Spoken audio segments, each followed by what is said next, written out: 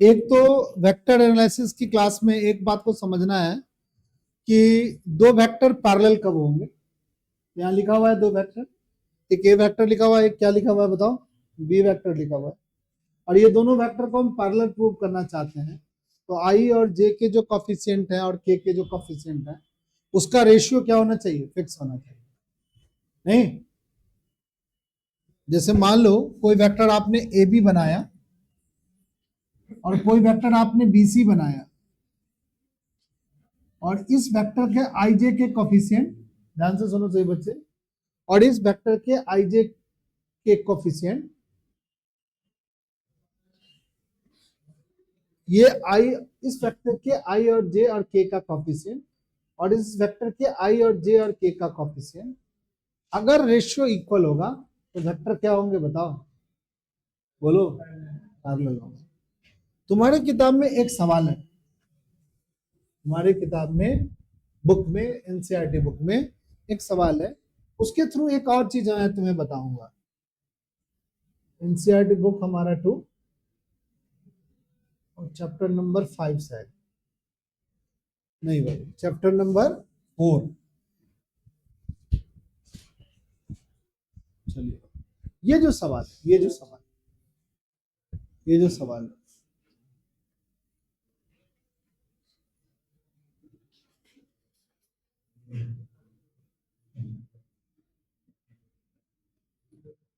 ठीक है, तो इस सवाल के थ्रू हम एक चीज समझने की कोशिश करेंगे। कौन सा सवाल है अभी हम लिखेंगे, सवाल नंबर, देखो ये सवाल नंबर 14। देखो ध्यान से, कुछ सवाल ऐसे होते हैं ना जिसको जिसको सीख जाना बहुत जरूरी है, और ये सवाल बहुत सारी चीजों को हमें सिखा भी देता है। नहीं, तो उसी टाइप का ये सवाल है। सवाल में कुछ पूछ रहा है और उसका मतलब हमें समझ जाना है। कह रहा है कि एक वेक्टर है और ये इक्वली इंक्लाइन है किसके, ओ एक्स, ओ वाई और ओ जेड। ओ एक्स जो है ये हमारा एक्स एक्सिस है, एक्स एक्सिस है, एक्स एक्सिस है, और ओ वाई जो है हमारा वाई एक्सिस है, और ओ जेड जो है ना वो हमारा जेड एक्सिस है। और कहा ये जो वेक्टर है ना वो इक्वली इंक्लाइन है। देखो वेक्टर का इंक्लाइनेशन कौन बताता है, तो कहा जाता है वेक्टर का इंक्लाइनेशन डायरेक्शन कोसाइन के थ्रू जाना जाता है। क्या बोलेंगे कि inclination of vector, inclination of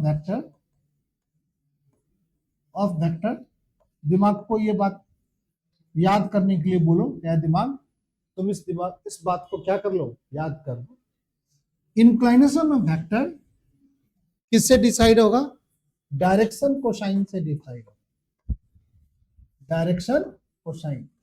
अगर किसी वेक्टर का डायरेक्शन कोसाइन आपको पता है तो उससे आप उसका इंक्लाइनेशन बता सकते हैं कि वो एक्स एक्सिस के अलोंग कितना इंक्लाइन है, वाई एक्सिस के अलोंग कितना इंक्लाइन है, और जेड एक्सिस के अलोंग कितना इंक्लाइन है। अब कैसे निकालेंगे डायरेक्शन कोसाइन, तो मान लीजिए हमारा तुम्हारा वेक्टर दिया है, कुछ नाम दे देते हैं, ए वेक्टर लिख लेते हैं, और इस ए वेक्टर को लिख लेते हैं आई जे और के। जब भी आई और जे और के जो है ना वो ऐसे लिखा हो, इसका कुछ कॉफिशिएंट है, इसके कॉफिशिएंट को, कॉफिशिएंट ऑफ आई जे के को, कॉफिशिएंट ऑफ आई जे और के कॉफिशिएंट को, जिसको 1 1 1 है, इसको बोलते हैं डायरेक्शन रेशियो, डायरेक्शन रेशियो। याद कर लो सही बच्चे इस बात को, इसको डायरेक्शन रेशियो कहते हैं। इसको किससे रिप्रेजेंट करते थे, ए, इसको किससे रिप्रेजेंट करते थे, बी, इसको किससे रिप्रेजेंट करते थे, सी। ठीक है, अब इस जो वेक्टर है ये, इस वेक्टर का कहेगा मैग्नीट्यूड निकालो। कैसे निकालेंगे भाई, 1 का स्क्वायर, 1 का स्क्वायर, 1 का स्क्वायर करके अंडर रूट करेंगे, √3, और इस √3 से सभी डायरेक्शन रेशियो को डिवाइड कर दो, तो डायरेक्शन कोसाइन क्या होगा भाई, डायरेक्शन कोसाइन क्या होगा भाई, 1/√3। ये भी क्या होगा बताओ, 1/√3। ये भी क्या होगा भाई 1/√3।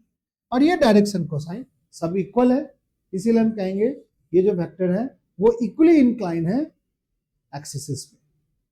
ठीक है, एक्चुअली ये है क्या, ये जो है ना ये कॉस अल्फा है, ये हमारा कॉस बीटा है, ये हमारा कॉस क्या है गामा है। अल्फा क्या है inclination along x axis, beta क्या है इंक्लाइनेशन ये कॉस अल्फा की वैल्यू हो गई, ये कॉस बीटा की वैल्यू हो गई, और ये कॉस गामा। तो इंक्लाइनेशन में cos alpha cos beta cos gamma की वैल्यू अगर सेम है तो इंक्लाइनेशन सेम नहीं है वेक्टर का, सेम, बस प्रूव हो गया। यानी किसी वेक्टर का इंक्लाइनेशन अगर पूछना है, निकालना है कि एक्स एक्सिस वाई एक्सिस और जेड एक्सिस की इंक्लाइनेशन कितने डिग्री का है, तो आप क्या लिखोगे, उसका डायरेक्शन कोसाइन निकालो। ठीक है, पिछली क्लास में भी एक बात हमने बताया था, किसी वेक्टर का मैग्नीट्यूड चेंज करना है, कैसे चेंज करेंगे मैग्नीट्यूड भाई, किसी वेक्टर का मैग्नीट्यूड कैसे चेंज करेंगे बताओ। पहले उस वेक्टर का मैग्नीट्यूड, उस वेक्टर को मैग्नीट्यूड उस वेक्टर का यूनिट वेक्टर में कन्वर्ट करेंगे, और जितना मैग्नीट्यूड चेंज करना है उससे क्या करना है मल्टीप्लाई करना है। एक ये बात, किसी वेक्टर का कहेगा कि पैरेलल कैसे है भाई, तो पैरेलल कैसे है तो ये वाला कॉन्सेप्ट, कॉलिनियर कैसे है तो ये वाला कॉन्सेप्ट, किसी वेक्टर का इंक्लाइनेशन पूछ रहा है तो ये वाला कॉन्सेप्ट। ठीक है, तो कहोगे ये सर डायरेक्शन रेशियो क्या है, ये डायरेक्शन रेशियो पॉइंट कोऑर्डिनेट बताता है, ये प्लेन में कहां पे है, ये दो 3D प्लेन है उसमें 1 1 1 पॉइंट पे है, ये वेक्टर ओरिजिन से ज्वाइन करोगे तो ये वेक्टर बन जाएगा आई जे के। पिछली क्लास में हमने एक और बात बताया था कि कोई भी वेक्टर का अगर पॉइंट कोऑर्डिनेट दिया हुआ हो, कोई भी वेक्टर का कोऑर्डिनेट दिया हुआ हो, जैसे यहां पर हमने बताया था कोऑर्डिनेट दिया हो जैसे P और Q, ठीक है, तो इस P और Q से अगर यहां तो चलो मिड पॉइंट पूछ रहा है, पर P और Q अगर कोऑर्डिनेट दिया है तो इस P पॉइंट का कहेगा वेक्टर बनाओ, तो हम पोजीशन वेक्टर लिखेंगे, क्या लिखेंगे भाई OP, कैसे लिखेंगे भाई 2i प्लस 3j प्लस 4, तो बच्चे को दिक्कत, ये वेक्टर निकल गया, ये जो पॉइंट है ये जो i ये j और ये k का जो कोफिशिएंट है इसको ABC बोलते हैं, और इसको क्या बोलते हैं direction.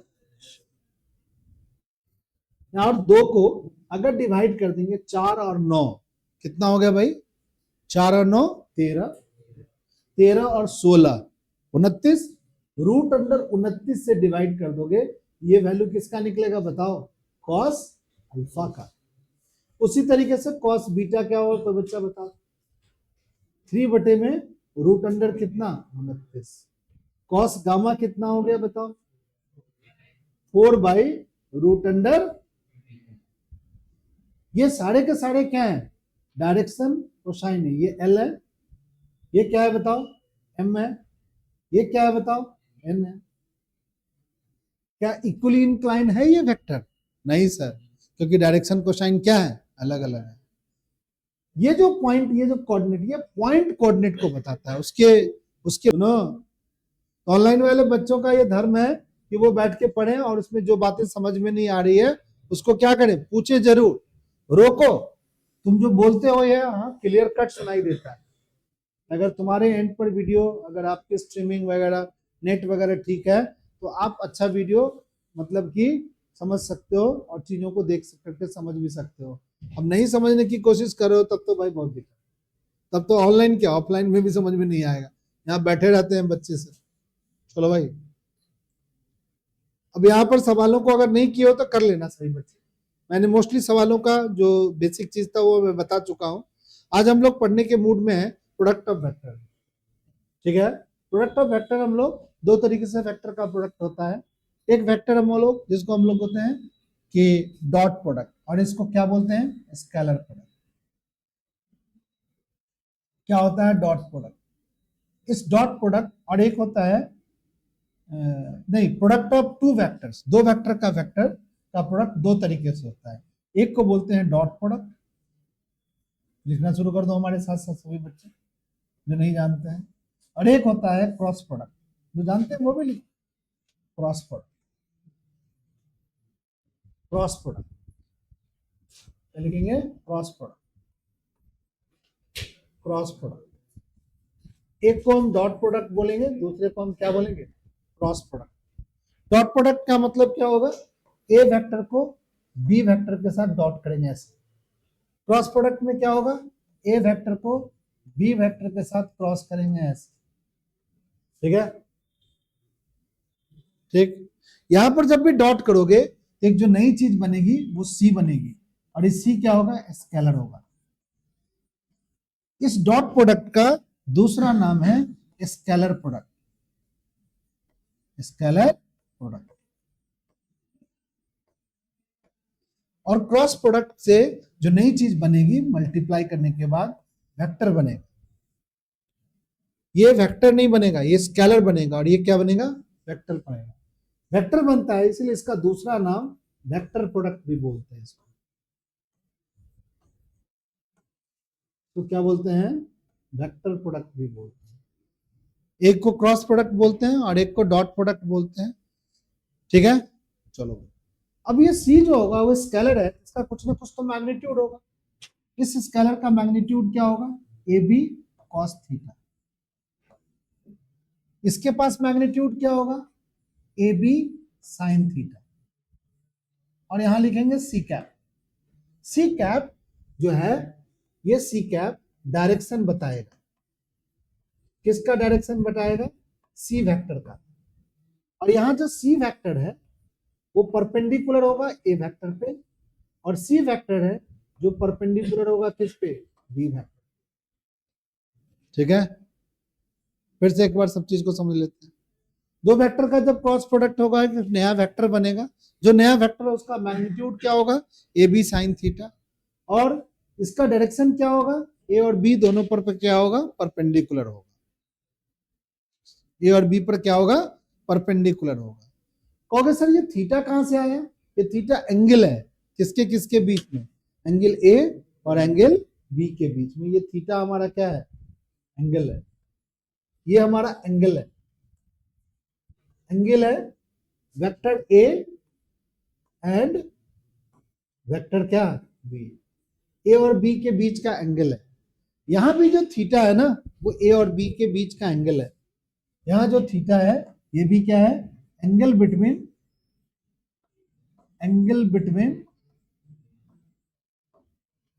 A vector and B vector. A और बी वेक्टर के बीच का ये क्या है? एंगल। समझ गया? चलो भाई, ये तो बेसिक चीज बताया। आज हम लोग डॉट प्रोडक्ट के बारे में थोड़ा सा डिस्क्रिप्ट करके पढ़ेंगे। ठीक है, चलो भाई। अब डॉट प्रोडक्ट के बारे में क्या क्या सीखना है सो देखेंगे हम लोग। लिख लो सही बच्चे, जिसने लिख लिया हो ठीक है, जो नहीं लिखा है वो लिखेगा। चलिए भाई, तो डॉट प्रोडक्ट के बारे में समझते हैं। जो बच्चा पीछे बैठ के बात कर रहा है प्लीज ना करे। बहुत बड़ी क्लास है, 12वीं की क्लास है, और इस क्लास में अगर कोई टीचर ये कह रहा है कि बात ना करो तो बड़ा अच्छा बात नहीं है। कोई खास इम्पोर्टेंट नहीं हुआ। पता नहीं क्यों टीचर ऐसा बोल रहा है, नहीं बोलना चाहिए। बच्चे बात ही नहीं कर रहे हैं फिर कैसे बोल रहा है? बट हमारी जुबान से निकलती रहती है बात। ठीक है ना, मैं झूठ नहीं बोलता हूँ, इसलिए आप लोग क्लास में बात मत करो मेरी बात क्लास में। मेरे को पता नहीं क्यों अंदर से ये फीलिंग आती है कि हम किसके लिए मेहनत कर रहे हैं यार, आगे वाला तो पढ़ना ही नहीं चाहता। ये जो अच्छी फीलिंग नहीं आती है ना, तो पढ़ाने में भी अच्छा सा मजा नहीं आता। ठीक है ना। ये काम के बारे में, टीचिंग के बारे में कहा गया है कि टीचिंग वही अच्छा करता है जो टीचिंग करने में उसको मन लगता है। कोई भी काम वही आदमी अच्छा करता है और वो आगे बढ़ सकता है। बढ़ना, आगे बढ़ना तो बहुत सारा चीज फैक्टर है। ठीक है, बट अगर इतने में भी अगर कोई लाइफ में आदमी कंटेन है और उसको मजा आ रहा है वो काम करने में, फिनेंशियली उसका कमी है, तो अच्छा है जीवन। ठीक है, तो मुझे पढ़ाने में मन लगता है। बट आजकल क्या फीलिंग आने लगा है कि आगे वाला को भी थोड़ा सा ये महसूस हम करते हैं कि आगे वाला भी ये महसूस करे कि सचमुच मेरे को पढ़ना है जीवन में। तो लगता है कि ठीक जगह हम अपने आप को क्या कर रहे हैं? डिलीवर कर रहे हैं। आगे वाला भी कुछ बच्चा उसमें से क्या हो रहा है? सीख रहा है। तो लग रहा है क्या जैसे नहीं हो रहा है कि गाना तेजी तेजी से बज रहा है, सुनने वाला इंतजार ये कर रहा है कि कब बंद हो जाए गाना। ऐसी जब फीलिंग आती है तो पढ़ाने का भी मेरे को अंदर से बहुत मन नहीं करता। पढ़ा देते हैं, काम में तो पढ़ा देते हैं, परंतु जो अंदर से नहीं होता है कि नहीं नहीं जम के पढ़ाऊंगा, मस्ती से बताएंगे बच्चों को, वो अंदर से फीलिंग नहीं आती। तो प्लीज ना करें। तो ए वेक्टर को बी वेक्टर के साथ डॉट करेंगे तो क्या बनेगा बताओ? सी वेक्टर होगा।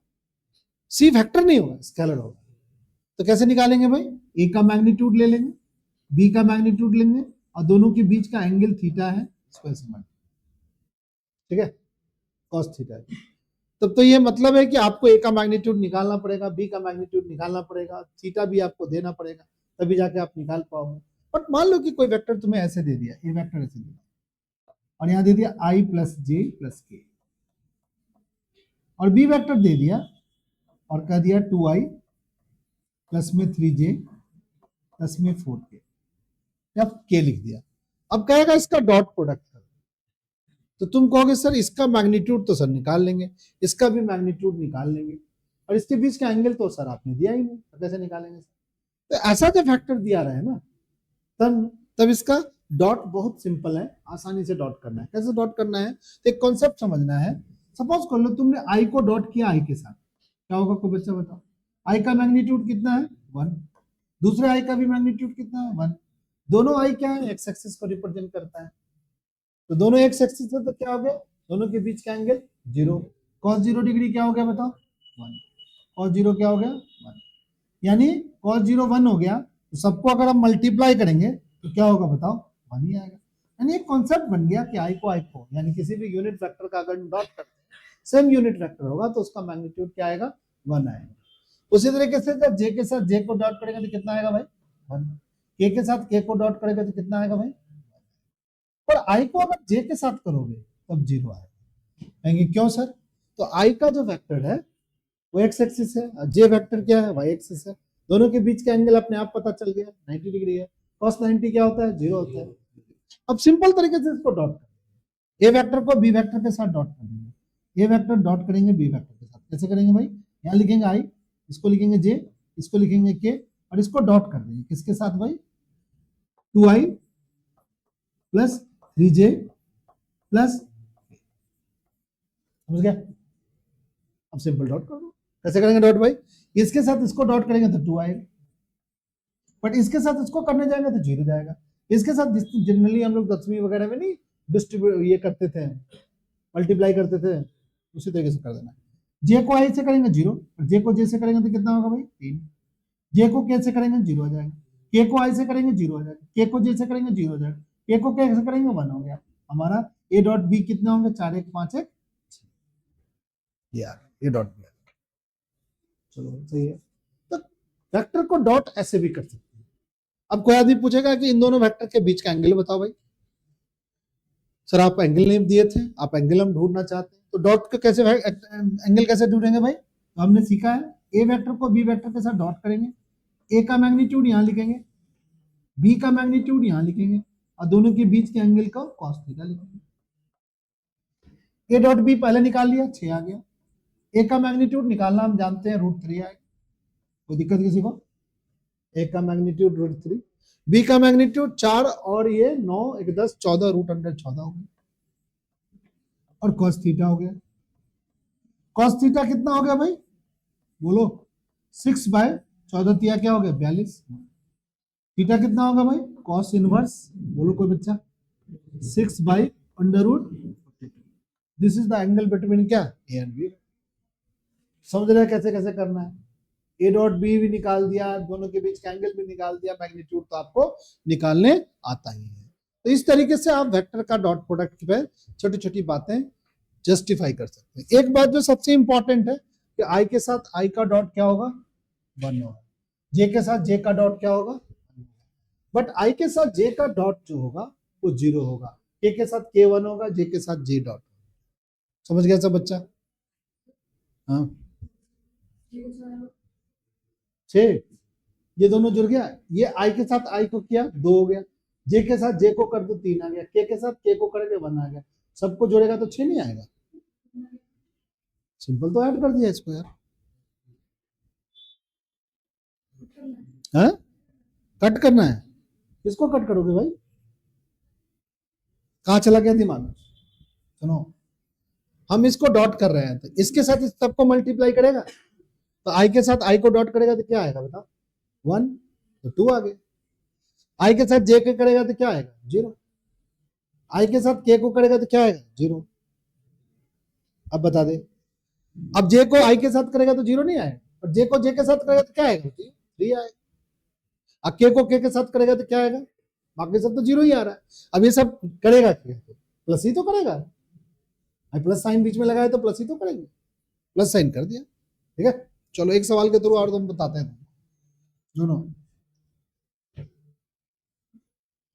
पहले इस बात को समझ ले, जो अभी हमने जो बात आपको मैं बताने की कोशिश कर रहा हूं। कोई दो वेक्टर है, उसका कहेगा डॉट कर। कोई दो वेक्टर है, उसका कहेगा डॉट कर। देखो एग्जाम्पल 14 उसी तरीके का है, देखा है ना? देखो ये कह रहा है, चलो एक सवाल हम लोग बना लेते हैं। क्या कर रहा है भाई? फटाफट बनाएंगे, एक लाइन में फट से बना देंगे, फट से। क्या करा भाई? दो वेक्टर दिया हुआ है, थीटा निकालना है। तो ए को बी के साथ पहले डॉट कर लो। क्या फॉर्मूला सीखे हैं भाई? ए को बी के साथ डॉट करेंगे, क्या बनेगा बताओ? ए बी, बोलो, cos थीटा। ए को बी के साथ डॉट करेगा, क्या आएगा कोई बच्चा? आई के साथ आई को डॉट करेगा 1, जे को जे के साथ करेगा -1, के को के के साथ करेगा ये भी -1। ए का मैग्नीट्यूड क्या होगा? √3। बी का मैग्नीट्यूड भी क्या होगा? √3 cos थीटा। अब ये कोई बच्चा ये मत बोल देना कि सर जी ए का मैग्नीट्यूड √3 कैसे हो गया? आई जे के का कोफिशिएंट का स्क्वायर करके हमने प्लस कर दिया भाई। आई जे के का कोफिशिएंट का स्क्वायर करके प्लस कर दिया। आई जे के का कोफिशिएंट कर रहा हूं, आई जे के नहीं बोल रहा हूं। अगर किसी के दिमाग में आई जे के आ रहा है तो गलत आ रहा है, और आई का मतलब आयोटा समझ रहा है तो भी गलत समझ रहा है। ठीक है ना? ये आयोटा फायोटा नहीं है। हाँ कोई ठीक है, अरे सर आयोटा, आई आयोटा इसका सर -1 होता था सर, ये कहां से आप सिखा रहे हो? अरे उसका कोफिशिएंट ले, और वो आई जे के आयोटा फायोटा नहीं है, वो क्या है? यूनिट वेक्टर है अलोंग एक्स एक्सिस है। ठीक है, इसके कोफिशिएंट को स्क्वायर करके प्लस करेंगे, √3 आएगा। ये वापस है, इसको कट गया, 1 क्या होगा? 3 आ गया, cos थीटा। थीटा की वैल्यू कितना आएगा भाई? थीटा अगर नहीं जानते हो तो सीधा सीधा cos इनवर्स क्या लिख दो बताओ? 1/3। This is the answer, this is the, ये एंगल। समझ गया? आसान है।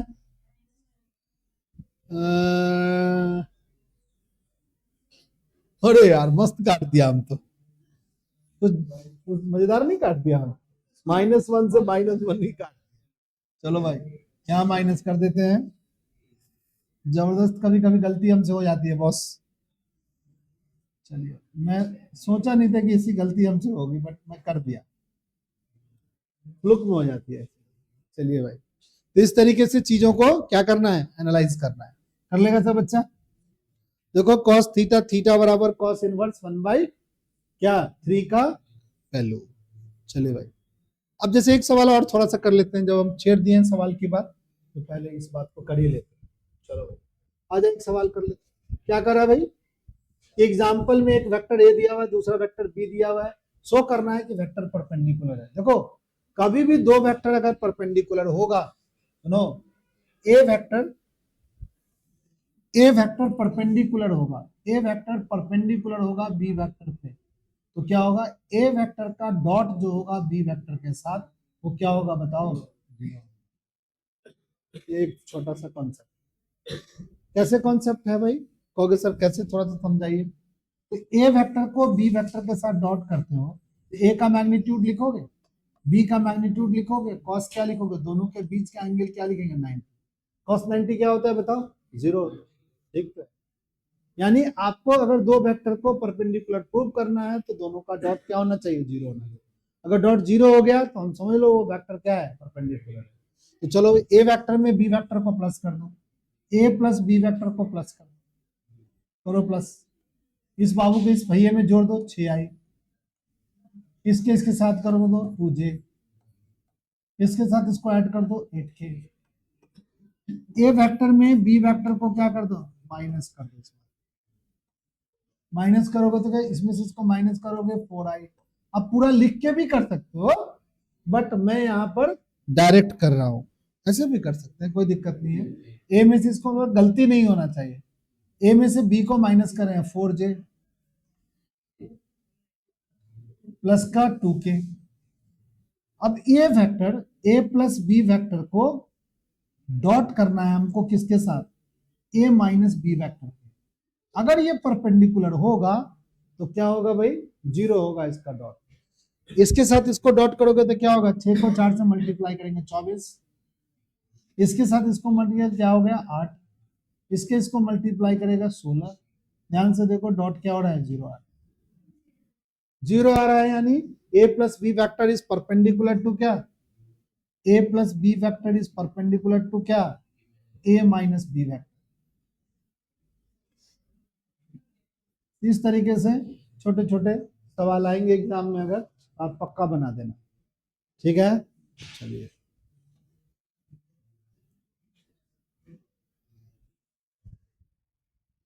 समझ गया सब बच्चा। अब इसका एक चीज पढ़ना है, समझ रहे बच्चे,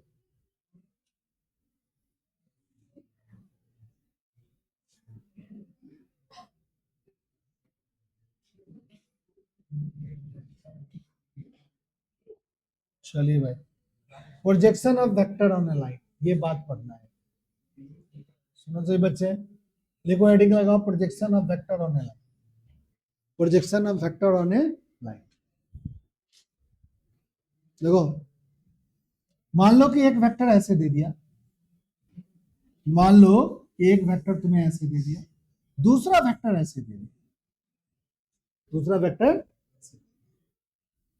एक वेक्टर ऐसे दे दिया, दूसरा वेक्टर ऐसे दे दिया। इस वेक्टर को हमने ए लिख दिया और इस वेक्टर को क्या लिख दिया बताओ, बी। और तुमसे पूछ रहा है कि बी वेक्टर का प्रोजेक्शन निकालो। देखो कि तुम साइंस के स्टूडेंट के पास एक चीज है, इसका इस वेक्टर का इस डायरेक्शन में कंपोनेंट होता था, इस वेक्टर का इस डायरेक्शन में कंपोनेंट क्या होता था, बी कॉस। इस वेक्टर का इस डायरेक्शन में ये कंपोनेंट होता है। ऐसे एक लाइन खींचोगे ना, तो ये जो लाइन है, ये जो लाइन है, ये जो लाइन है, ये दूसरी जो लाइन है, ये जो है ना, ये जो टुकड़ा है जिसको OM लिख दिया जाए, ये एक्चुअली इस बी वेक्टर का ए वेक्टर के डायरेक्शन में प्रोजेक्शन है। ओके सर कैसे, ये एंगल हो गया थीटा, ये एंगल कितने का हो गया 90 का, कॉस थीटा निकालते हैं। कॉस थीटा क्या होगा भाई, कॉस थीटा क्या हो गया, बेस, बेस क्या हो गया OM, और हाइपोटेनस क्या हो गया बी। ये जो लाइन है ना, ये बी वेक्टर का मैग्नीट्यूड है, इतना बड़ा लाइन है, बी लिख दिया। तो OM को क्या लिखोगे बताओ, बी कॉस, क्या बोलेंगे इसको। और इस OM जो है ना, ये जो हमारी लाइन है, ये जो लाइन है, इस लाइन को हम बोलते हैं प्रोजेक्शन। किस वेक्टर का प्रोजेक्शन है ये, बोलो किस वेक्टर का प्रोजेक्शन है, बी वेक्टर का। क्या नाम से है, बी कॉस थीटा, ठीक है। चलो भाई, अब इसी फिगर को हम यहां पर थोड़ा बना लेते हैं। ये बी वेक्टर है और ये मान लो कि हमारा ए वेक्टर, ये हमारा ए वेक्टर, यहां से एक परपेंडिकुलर ला दे जो इस वेक्टर के बढ़े हुए पार्ट पे जाकर के टकराए। तो ये जो लाइन बनेगा, ये जो लाइन बनेगा, ये जो लाइन बनेगा, ये वेक्टर तो यहीं तक है। इसका प्रोजेक्शन क्या हो रहा है, बड़ा बन रहा है कि छोटा बन रहा है, बड़ा बन रहा है। ये जो प्रोजेक्शन है, इस वेक्टर को यहां से जब परपेंडिकुलर खींचे हैं, इसका प्रोजेक्शन, ये जो पीला वाला लाइन है, ये इसकी प्रोजेक्शन है। ये ए वेक्टर का प्रोजेक्शन, तो इस पीले वाले लाइन को क्या बोलेंगे, ए कॉस थीटा। जिस वेक्टर का प्रोजेक्शन निकालना हो उसको हम क्या करेंगे, उसके मैग्नीट्यूड और कॉस थीटा से मल्टीप्लाई करेंगे। जैसे फिर से एक बार समझते हैं, मान लो कि हमें लिख दिया ए वेक्टर, यहां पर लिख दिया बी वेक्टर, बराबर क्या लिखोगे बताओ, ए बी, बोलो कॉस थीटा। अब हम लोग ए वेक्टर को बी वेक्टर के साथ डॉट करेंगे, ए लिख करके बी कॉस थीटा को अलग से ऐसे सोचेंगे, और बी कॉस थीटा को क्या बोलेंगे, प्रोजेक्शन बोलेंगे, किसका, बी वेक्टर का।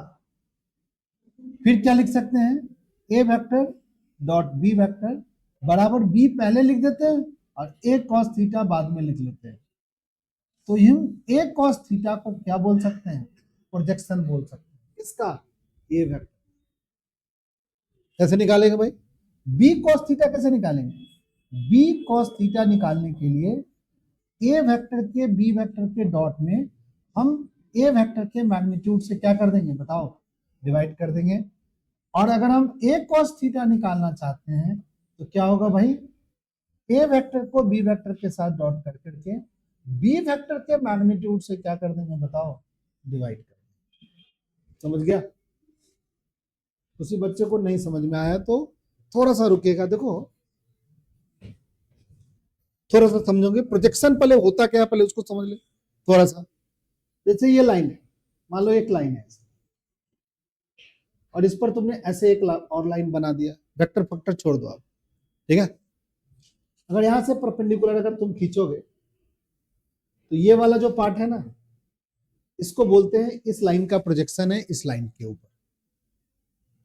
अब यही लाइन हमने ऐसे बना दी, ये लाइन ऐसे बना, जितना बड़ा ये है उतना ही बड़ा है, इसके लेंथ में हमने कोई बदलाव नहीं किया है। यहां से फिर से परपेंडिकुलर खींचो, बताओ प्रोजेक्शन कम हुआ कि ज्यादा हुआ? कम हुआ। अब ये प्रोजेक्शन, अब बताओ ये लाइन ऐसे बन गई, बताओ प्रोजेक्शन कम हुआ कि ज्यादा हुआ? बहुत कम। इसको बोलते हैं प्रोजेक्शन। क्या इस वेक्टर के लेंथ को बढ़ा रहे हो? नहीं सर, इसको तो बढ़ा तो नहीं रहे हो सर। ठीक है, फिगर में अगर बड़ा दिख रहा है तो अलग बात है, परंतु तो मेरा मन नहीं है कि वो बड़ा हो। बताओ प्रोजेक्शन बड़ा होगा कि कम हुआ? बड़ा होगा। तो ये जो इस पे लाइन पे तो तुम मान लो कि ये सब ए वेक्टर है, तो बताओ ये एंगल अलग है, ये एंगल अलग है, ये एंगल अलग है, ये एंगल अलग है, बट ये जो प्रोजेक्शन है वो क्या होगा? ए कॉस थीटा। ये प्रोजेक्शन है किस लाइन के अलोंग? इस लाइन के, ठीक है।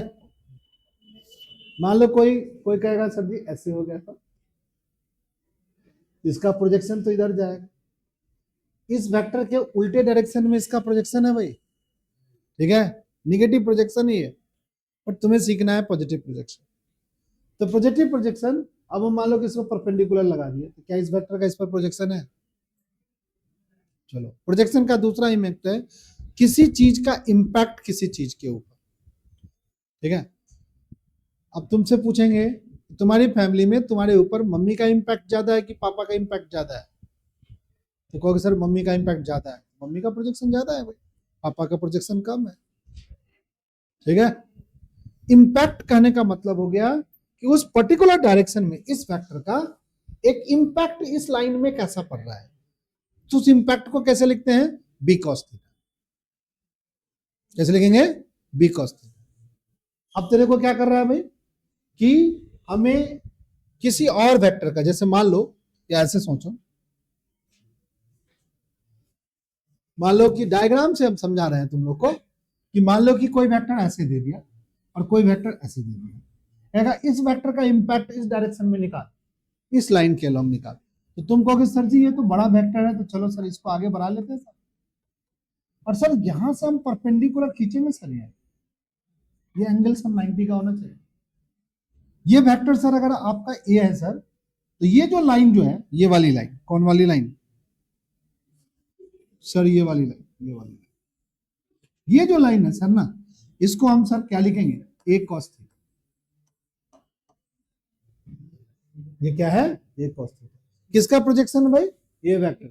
किस वेक्टर के डायरेक्शन में? ये किसका था? ये कौन सा वेक्टर है बताओ?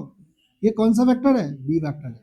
तो ए वेक्टर का प्रोजेक्शन निकालना है बी वेक्टर के डायरेक्शन। कैसे निकालेंगे भाई? तो ए और बी वेक्टर को क्या कर देंगे बताओ बच्चा पार्टी? डॉट कर देंगे। ए और बी को डॉट कर देंगे और डिवाइड किससे कर देंगे? बी वेक्टर, ठीक है। जिसका प्रोजेक्शन निकालना है उसको ए कॉस थीटा के साथ इधर लिखेंगे, ठीक है। और डॉट कर करके दूसरे वेक्टर के मैग्नीट्यूड से क्या कर देंगे? डिवाइड कर देंगे। इस डायरेक्शन में निकालना। चलो भाई एक सवाल के थ्रू समझते हैं।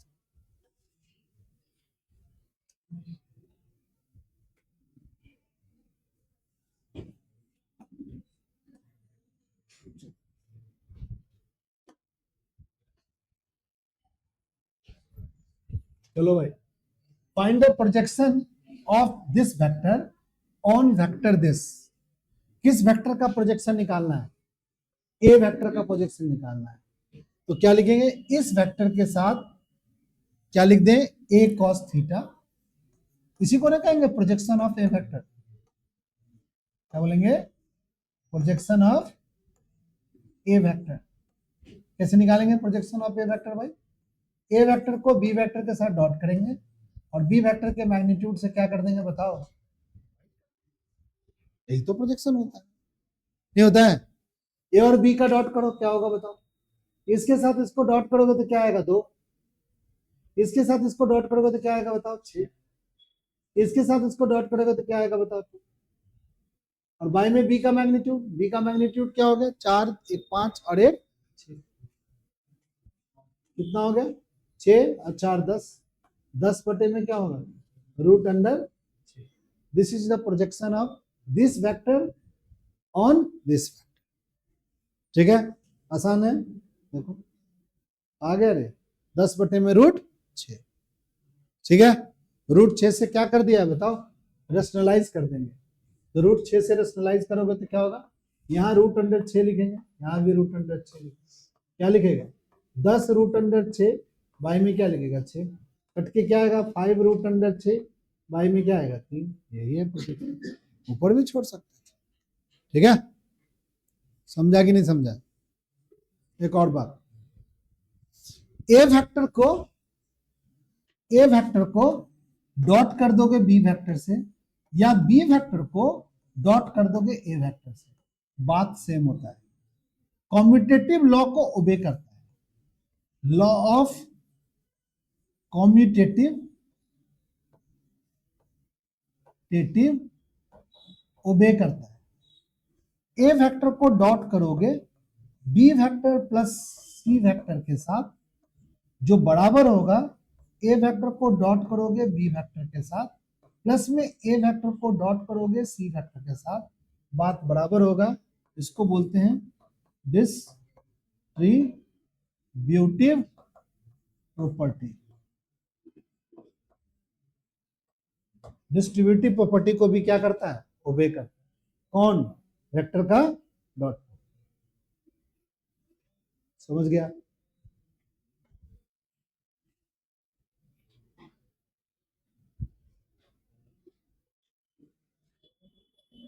अभी सिर्फ हाफ एन आवर की क्लास हुई है और बहुत सारी बातें क्या कर दिया मैं?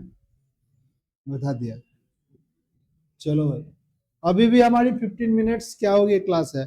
15 मिनट तो डिले ही क्लास शुरू किया था मैं। चलो भाई, बातें जितनी थी वो बातें क्या हो गई है? खत्म हो गई है। और इस पर सवाल बहुत अच्छा अच्छा है, सभी बच्चे इस सवाल को बनाएंगे। एक सवाल मैं ले लेता हूँ लोग के साथ और पढ़ लेते हैं कुछ।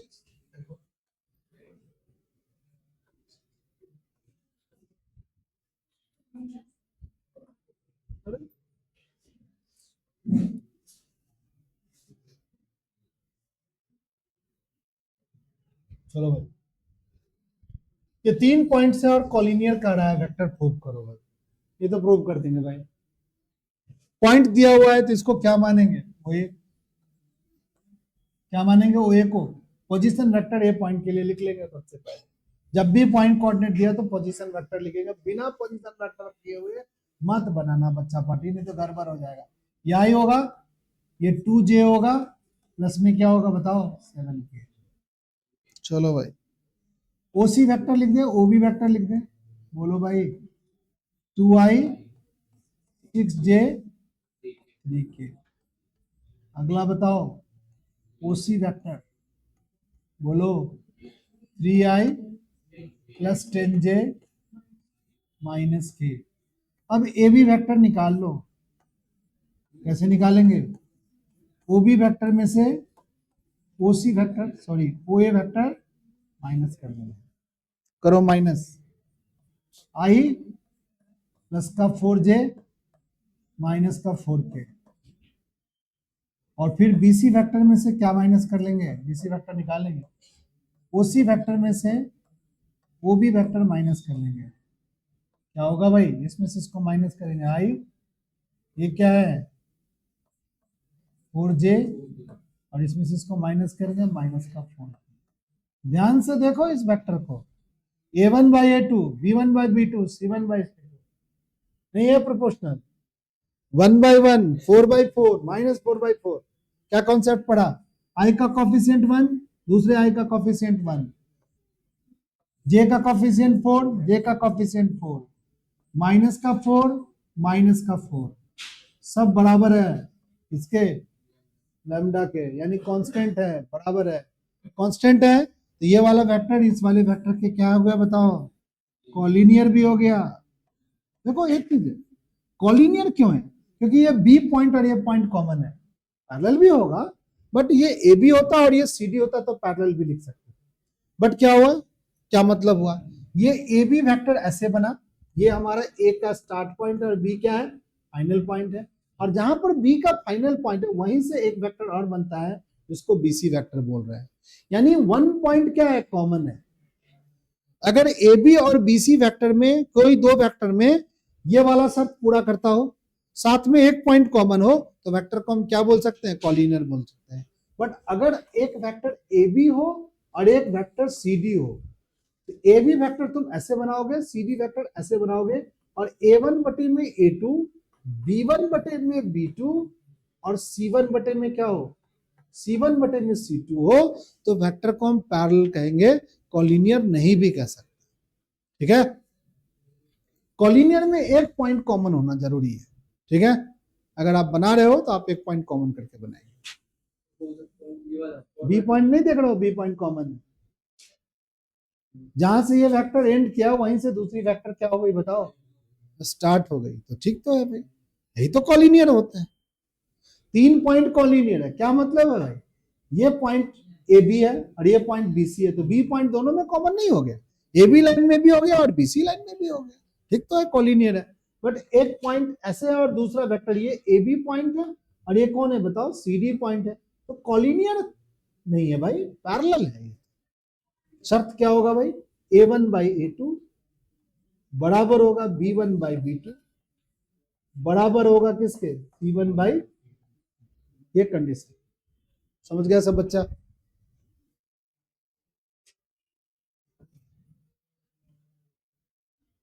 आसान है, ज्यादा टफ नहीं है।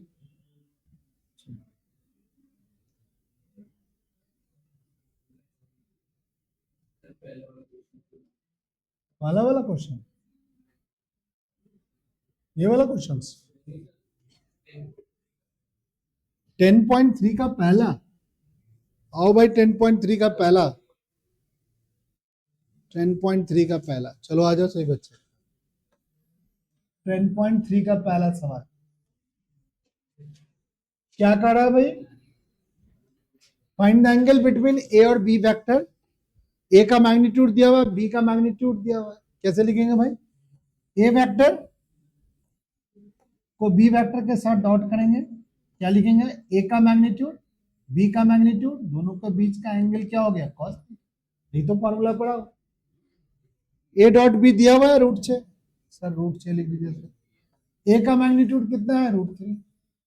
बी का मैग्नीट्यूड कितना है? √2। सॉरी √2 नहीं है भाई, सिर्फ क्या है? अब बीच का कॉस एंगल थीटा के साथ ये होगा। √3 से ये काट दो, √2 आए, बराबर में क्या होगा? 2 cos थीटा। cos थीटा क्या होगा बच्चा पाटी? 1/√2। थीटा क्या होगा भाई? 45। निकल तो गए। ठीक है, जिस भी बच्चों को वेक्टर में दिक्कत होती है, नहीं बन रही है, प्लीज मेरे साथ बैठ करके मंडे से शुरू कर दीजिए, बनाइए, खत्म हो जाएगा वेक्टर। वेक्टर अच्छा रहेगा, 3D आराम से बन जाएगा। फिर बढ़ गया क्या भाई? वेक्टर 3D बन गया तो क्या बचेगा बताओ? एलपी बचेगा। एलपी तो हो ही गया है, फिर बचेगा क्या? डिफरेंशियल इक्वेशन की प्रोबेबिलिटी। पहले प्रोबेब पढ़ाएंगे फिर डिफरेंशियल इक्वेशन पढ़ा देंगे, चैप्टर खत्म हो जाए। फिर मिसलेनियस के सवालों को उठा उठा के टेक किया जाए। जो जो टफ सवाल है उसको बताएंगे, सबको सॉल्व टेस्ट लेंगे, चीजें ठीक हो जाएगी। कोई और सवाल किसी को दिख रहा है? चलो मैं देख लेता हूँ कोई सवाल। तो अगर आज बच्चा इसको बनाएगा तभी जाके ये ठीक होगा, नहीं बनाएगा। चलो प्रोजेक्शन वाली बातें एक और कर लेते हैं।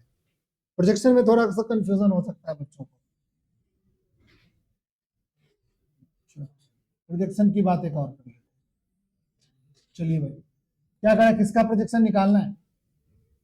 एक वेक्टर का प्रोजेक्शन दूसरे वेक्टर के साथ बनाना। किसका प्रोजेक्शन निकालिए, सोच लिया करो सबसे पहले। Find the projection of vector this, यानी ये वेक्टर का प्रोजेक्शन निकालना है। तो क्या करेंगे, इस वेक्टर को थोड़ी देर के लिए मान लेते हैं। तो दिक्कत है क्या? इस वेक्टर को थोड़ी देर के लिए मान लेते हैं, इस वेक्टर को थोड़ी देर के लिए क्या मान लेते हैं? ए वेक्टर का प्रोजेक्शन लिखना है तो क्या लिखेंगे, ए cos थीटा। कैसे लिखेंगे ए cos theta? Projection of A vector, projection of A vector. कैसे लिखेंगे भाई? ए वेक्टर को बी वेक्टर के साथ क्या कर देंगे, डॉट कर देंगे। ए वेक्टर का प्रोजेक्शन है तो बी वेक्टर के मैग्नीट्यूड से क्या कर देंगे, डॉट को डिवाइड। ये तो सीखे, नहीं सीखे हैं? देखो, डॉट करो, सिंपल तरीके से डॉट करो। आई को आई के साथ डॉट करोगे 7, जे के साथ जे को डॉट करोगे -3, के साथ के को डॉट करोगे 8 7 क्या हो गया 56। बाई में क्या होगा, बी का मैग्नीट्यूड 49, 50 और 64, 50 और 64। ठीक से करना तुम लोग। ये कितना हो गया भाई, 4 हो गया ना, 60 हो गया भाई। देख लेना, कोई गलती नहीं होना चाहिए। दोनों को जोड़ेंगे तो 114 आएगा। रहने देते हैं। थीटा क्या होगा, सॉरी यही प्रोजेक्शन है। देख लो एक बार आंसर सही बच्चे, 14 सवाल का। काट पीट करके कुछ निकलेगा क्या? कुछ नहीं निकलेगा, ऐसे ही छोड़ दो। ठीक है, आसान है बहुत, ऐसा टफ नहीं है। बट आज ही जाके बनाओगे, कल संडे है तो बनाएंगे, तब जाकर क्या है, जिसका केमिस्ट्री का पेपर है वो जाके केमिस्ट्री ही पढ़ लेना, पर मंडे बना लेना। ठीक है, तो इस तरीके से चीजों को हम क्या कर सकते हैं बताओ, जस्टिफाई करते हैं। अगर करोगे तो आपका अच्छा हो जाएगा। एक और चैप्टर, एक और बच गया, cross product. Cross product next class में बता देंगे सभी बच्चों। ठीक है, अभी में हमारे पास 5 मिनट है भाई, है?